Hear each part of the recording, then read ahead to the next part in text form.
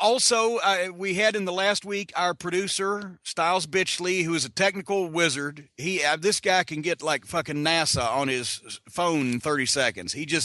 He cuts right to the bone of these modern futuristic technological problems we got here.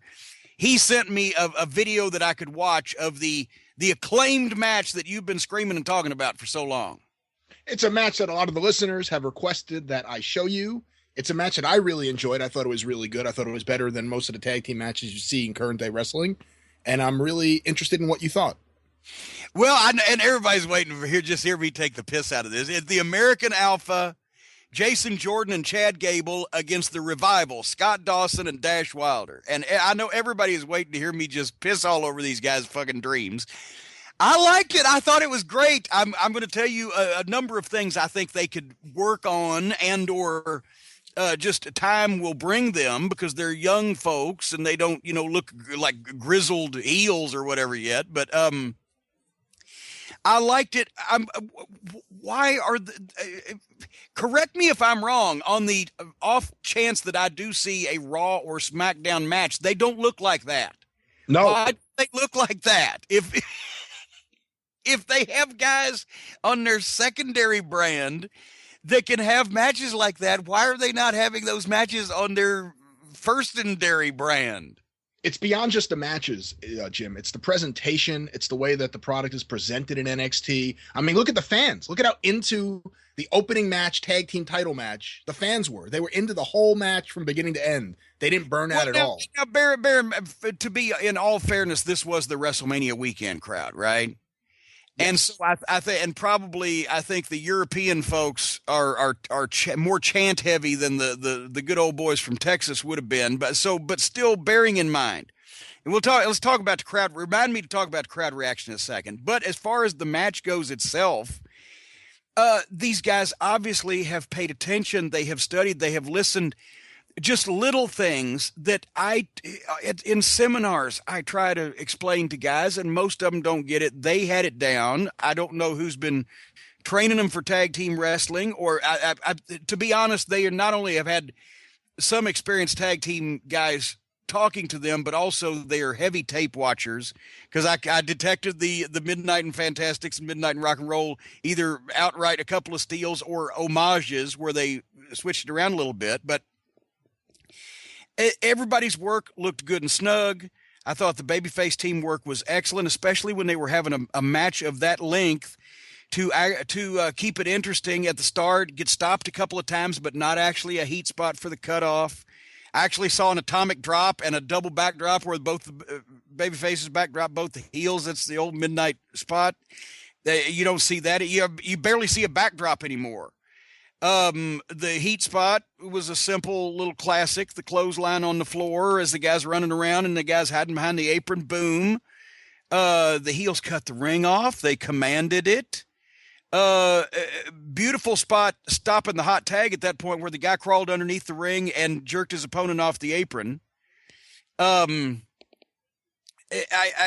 had the presence of mind when the crowd started chanting about a double team move they missed or whatever.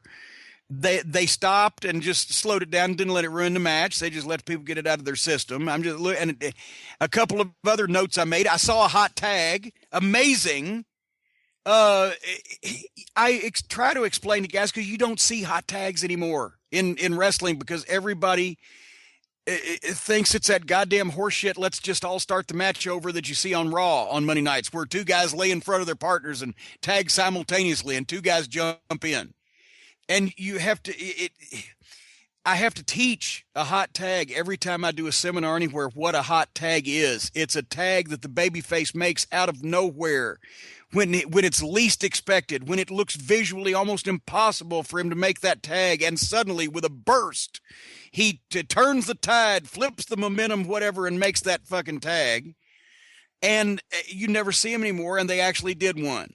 And it was inventive. I thought the heels could have hit a big double team something and caught a 2 9/10 near fall right before that, and then gotten mad and frustrated, leading to a flummox of some description, allowing the hot tag. Might have built it a little bit bigger, but still it's amazing to see today. It was nice that both heels fed the comeback, even though one sparingly, because I understand now Vince tells them he didn't like the heels to feed. So fuck. It's like goddamn the bizarro world of tag team wrestling.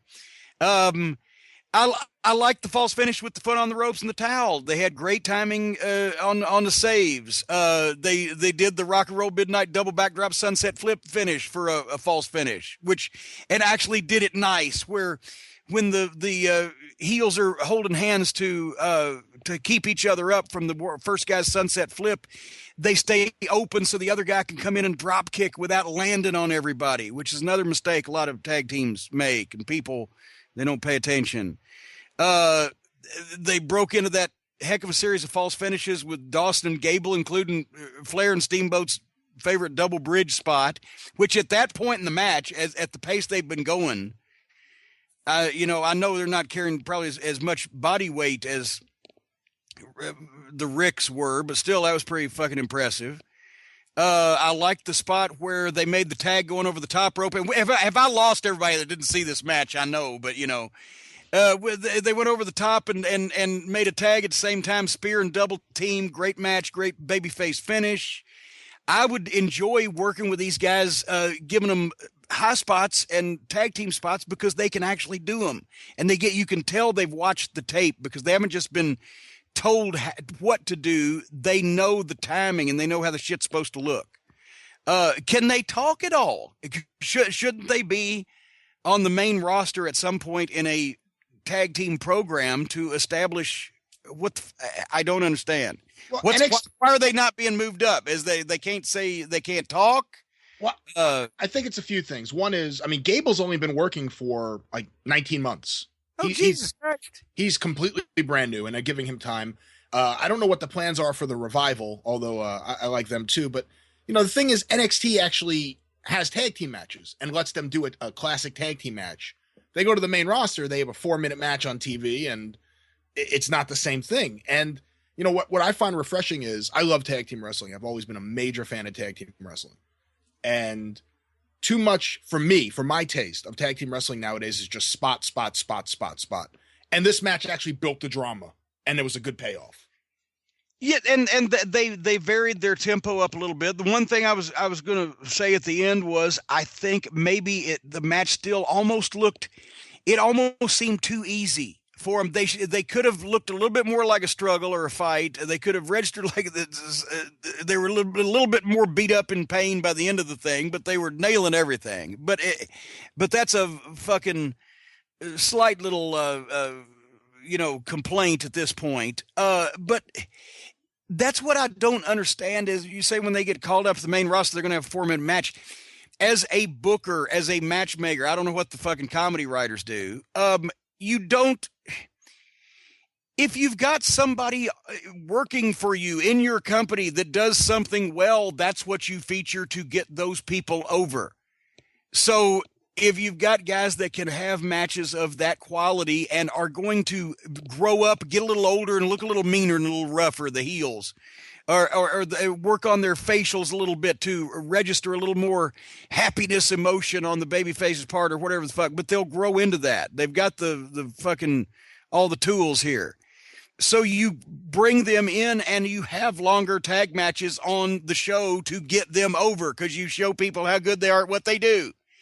And if you have the Sheik come in and he only needs 4 minutes because he's going to carve somebody up with a fucking pencil, or what, you tailor what you present on TV to what the talent can do so it gets them over. You don't have talent come in and then say, well, this is what we do, so you got to do that. If it's not what they do, you dumb shits, I guess is what I'm saying. Well, the other thing too is NXT actually develops the talent. They develop the personality, the character. They make people care about the wrestler, as opposed to the WWE where you never get a bigger pop than the first night you're out there, and then they basically just book you into a hole, and you're never as over as you were when you first started. And that's what would happen to these guys. Oh God! Well, I don't. If they can talk, they to me are main event guys. If you brought both teams in, probably the fucking baby faces first, because it takes longer for people to learn to like someone than to dislike them. and had other teams from NXT or whatever the fuck to put them over and give them some wins, because as we've mentioned, you know, Frankenstein had to kill a couple villagers to get over first, right? And then you brought the heels in as the antagonists, as JR would say, of the piece, and did the same thing for them. So they won some matches and beat some and top guys. Even if you had to make a team of 2 top single names, beat them. What difference does it make? They're 2 singles. They should get beaten tag teams. And get the fucking teams over, and then pull the trigger on a personal issue between the 2 of them over the, you know, as Tracy Smothers would say, the money or the girl, man. And I don't see how that's so hard to figure out. Do you? No, I definitely don't. I'm a fan of the Revival. I think they're great. And in terms of Gable and Jordan, Gable is phenomenal considering how short a time he's been wrestling, and everyone's been all over that. He's very popular with everyone. But I want to say Jason Jordan's really good too, and what a drop kick. He hits a perfect drop Holy kick. shit, boy, he was up there too. He came down with a nosebleed. He was far up in the air. It's you know, and once again, the only fault that I've found with those guys, crowd reaction. Here's the 2 faults. Number 1, the fault I found was almost that I think it was so smooth and so easy for them. And I think as they grow up and get older and maybe get, like I said, the heels look a little meaner just to be taken as ass kicking top guys, and the baby faces have a little bit better expression on their face during they either have a great expression when they stop and they think about it, or while they're doing their shit. Anyway, the crowd reaction, I know it was the WrestleMania weekend audience and etc. And I miss the old days when the crowd genuinely, you could tell, really hated one team and really loved the other team rather than was digging how good the match was. That the only thing that kept me from enjoying that tag match as much as one that I would have seen in 1988 or 86 or whatever the fuck 30 years ago was that the differences in the crowd that we're never going to be able to get back is you remember, and from watching tapes, you have kept it in your mind, but you are just old enough to have experienced that. You could tell in the arena, the fans genuinely hated one side and wanted them to be fucking sodomized with rusty fishing knives. And they genuinely loved the other team like they were their, you know, brothers or sons or whatever the fuck. And they didn't care how good the match was. They just cheered and booed because of whose side they were on. That was an atmosphere we can't get back. Right. I mean, you can't. But like I said before, you know. Well, that's a good analysis. I pitch you the fuck. Well, here's the thing. I mean, Mr. Co-host, I set it up on a tee for you there. Here's my analysis. Care to comment? And you go, yeah. No, we can't get it back, but sell for me. Sell me the new audience why I should still care. You know, I'm not a big fan of the chanting. The chanting to me is stupid. I mean, some of it's, you know, I thought it was actually funny when they were chanting at the beginning, which one's Dash, which one's Dawson, because they don't even know who's who. But, well, yeah, and that may be another issue that, you know, in all great tag teams, except if they were supposed to be twins and you couldn't tell that was the idea, you could always tell them apart. But, you know, it's one of the reasons I actually think you would genuinely enjoy NXT, because it's not just it was WrestleMania weekend, they're in front of a big crowd of just, you know, people from all over the world. In general, when they go on the road for NXT, the fans react to everything because they're so excited to see the NXT guys. You know, Samoa Joe won the NXT title from Finn Balor a couple weeks ago, and the place went apeshit, and that was in Massachusetts. That was like a road show for NXT, and it was the bigger pop than you'd hear anything on WWE get. And you know, there is too much of the chanting and this and that, but if you watch that match, the fans were invested in it. They really wanted to see American Alpha win. It's not the type of heat. Yeah, no, they were. It wasn't.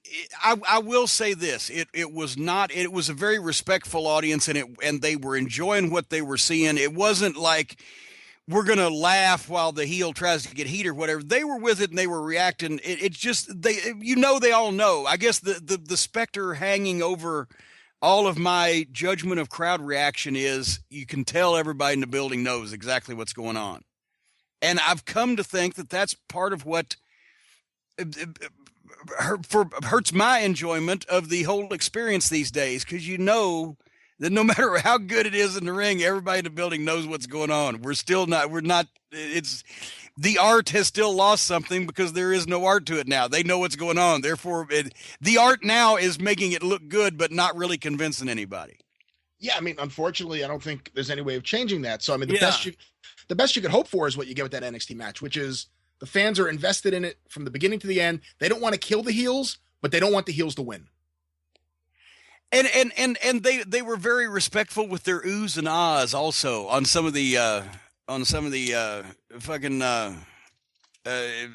interplay between the babyface and he. You know, because they love you can tell they like the heels as much as the baby faces. They just it's like at some of these the Legends events I've been to, even a Ring of Honor these days. It's almost like the more that the fans respect the talent involved, the more they will boo the heel because they know that's what they're supposed to do, and they don't want to piss the poor guy off by cheering for him. It's so I just it's too much work for me to figure this fucking relationship out anymore. I'd rather be out in my yard in the fucking garden than it's this complicated dynamic we've got going on these days. But it was a good match, and I applaud those guys. And if they weren't under the yoke of the evil empire, I'd like to say I'd see them somewhere on the Super Summer Sizzler Series tour.